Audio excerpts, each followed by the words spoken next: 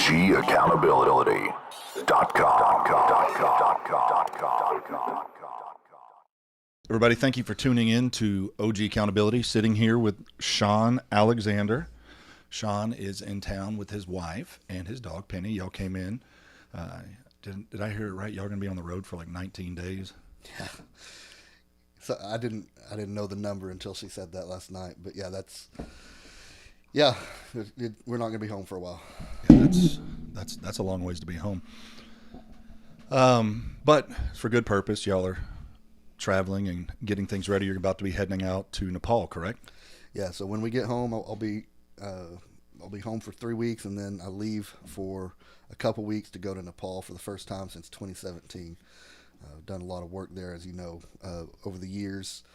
A lot of evangelism, outreach to Hindus, and a lot of church ministry. But man, I'm excited. God called me there a long time ago, and you know it's in my blood, it's in my soul, whatever the right expression is. Like I just love the people there. I love the country, and due to a lot of different problems, I haven't been able to return since 2017. But man, I'm stoked.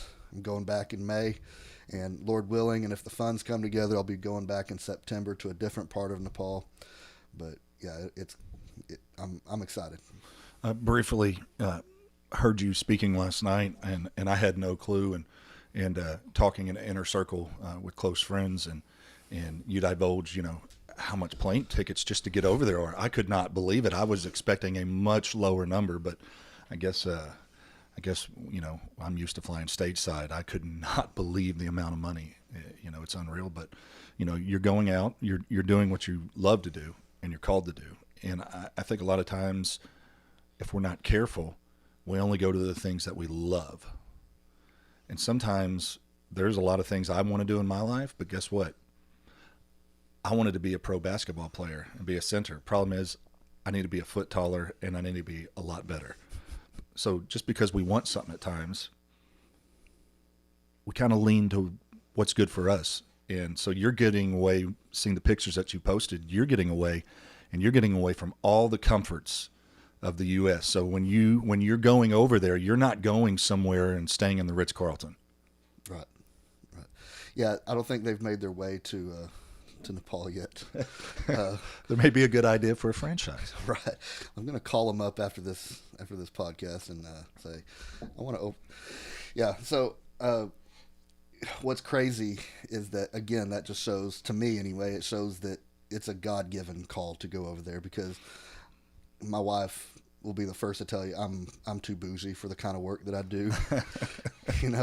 Like in my early to mid 20s, I was doing I was in the corporate consulting world, and first class tickets basically everywhere, and really nice hotels that I didn't have to pay for. And as a even better young dumb idiot from small town in Texas in my 20s, I hadn't seen anything. That was just great.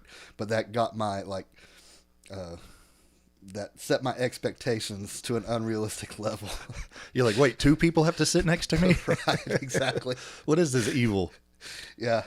So it's not something that comes naturally to me. I'm borderline germaphobe, clean freak, and the places that you go over there, it's just like, just don't look at how they wash the dishes in the restaurants or whatever that you stop by, and don't think about the toilets situation. But somehow God, it does sound cliche. I hear myself talking. It does sound cliche, but God does give the grace for it. Because when I'm there, I'm happy for the opportunity to be there. And it's not a thing somehow. And I view that as a supernatural divine empowerment or enablement, I guess, to do the work that He's called me to. One thing that popped in my head when you're talking about what you've been called to do is I'd like to commend you, at least if that holds any relevance, but Sure. you do a great job at conveying what it is that y'all are doing over there, with not showing how bad everything is. You're showing what God is really doing, and hearing the stories. I think sometimes, due to the commercials that everybody's seen growing up. We see the sob story, and a lot of times we initially, some of us turn our hearts right off because we have seen, for 33 cents a day, and they're playing the sad music, and that's not negating that, but it does desensitize you a little bit. You do an amazing job of coming back and showing and telling everybody, this is what's happening, this is what's changing, and I think there needs to be more of that. I really do. That really does mean a lot. One, coming from you, but like two, I think you're the only one that's ever like pointed out that, but it's a really big deal to me. So when I first got involved, my very first mission trip, I had zero desire to go anywhere outside the U.S. One, because of the job background, but also because of the church circles that I'd grown up in, like the American church, charismatic, Pentecostal, spirit-filled, all those words, that whole vibe. Like, I just didn't have it wasn't inside my paradigm to go overseas. Yeah. It was always one of those, God, I'll go if you call me, but please don't call me. That was literally my attitude. And so obviously that reveals the true heart issue that I had. But when I first went in 2012, I went to India for 3 weeks, and it was just like, it was very eye-opening in a lot of ways. Spiritually, just to experience the oppression. You walk off the plane and you feel the darkness. Now, I know there's probably some people that hear stuff like that and it's like, yeah, that's a little out there, or that's a little hokey, whatever. But it's true. The spirit realm, whether we want to believe it as educated Americans or whether we want to believe it or not, it is active. There are demons. God does exist. If the Bible is true, the Bible talks about both God and unclean spirits. So we either have to believe all the Bible, or why do we bother believing any of it? But you can feel the demonic possession or the oppression, the spiritual darkness. And then obviously my eyes were open to the poverty. I'd never been to a third world situation before, and it was heartbreaking, And so I'm being long-winded to get to your point, but the pictures that I took on that trip, like, I always felt so conflicted. Like, I didn't want to be the guy that's like fundraising off of children's misery, because every trip I go on, I could do that and play the sad music and put up a bunch of videos and please give, but I don't want to do that. One, because I just don't feel comfortable with that, because it's not like I probably won't ever see a lot of the kids that I see again. Now, when we work with the orphanage and the children's home, I'll see them obviously, because that's an ongoing thing, but even those just come and go. But thank you for noticing that. It's a big deal to me. I don't want to be hypocritical.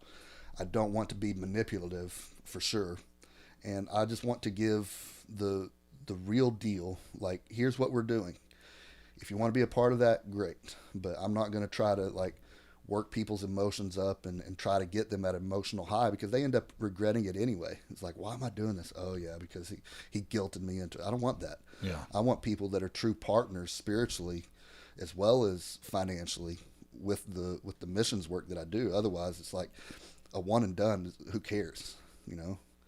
If somebody wants to write me a $50,000 check because they saw a sad video, then I might take that. But that's not the way it works in the real world. No, it's not. It's like maybe a $50, $500 if they're of means.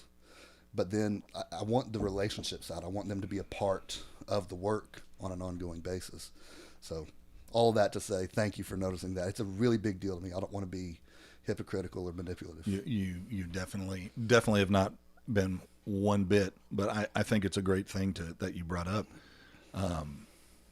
In partnering with somebody, evidently, yes, it does take a financial side to do things. But what you're saying is, hey, don't just send me your money. Pray for us.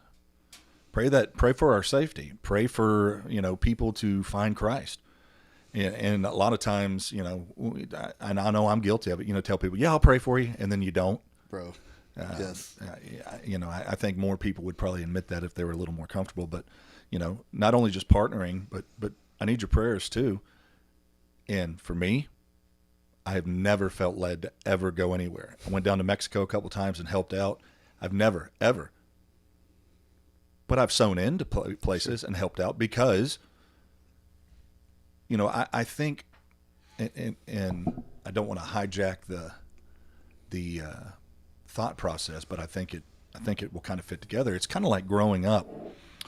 And I've been talking to some guys that are our age that were from different denominations, and it was like growing up. We all knew each other and we were all kind to each other, but none of us ever did anything together because you weren't part of what I was, and you weren't this, and you weren't first this or second that. So there was always a little bit of division in all of us. Well, I think we can get like that when it comes to our own agenda and our plans. Is we think, well, who cares about missions? Who cares about things like that? Because I'm not into that. And thank God there's people that are called in a lot of different areas. But when you say, I look at the good, but there's also a lot of bad, we know negativity sells. My gosh, negative. Have you ever seen a happy SPCA commercial? Right. Ever? No. Right. Ever. They're all sad. They play on your emotions. So you guys, I'm going to reiterate, you haven't done that. You've done a great job of just delivering. This is what's happening. And if you want to know more, people can sign up with e412, get a newsletter, get updates when you're able. And I understand it may be a little different on this trip. I'm not sure.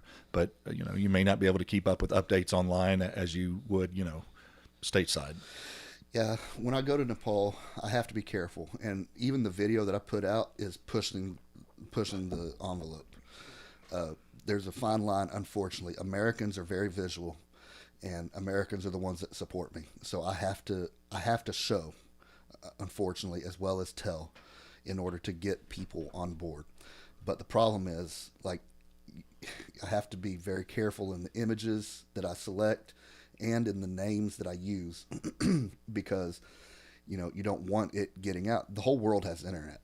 Yeah. The whole world has access to YouTube. And so if they see something and see the wrong person or the wrong name, it's a problem. So I'm even taking a risk just putting my name on it, but I got to watch out for the people that I work with. So they watched it and said, yeah, no problem. It's all good. You didn't use specifics. So that's when I'm over there. I usually have some way to connect to the internet, even if it's just for a couple hours a day. I'm not going to be that far out this time.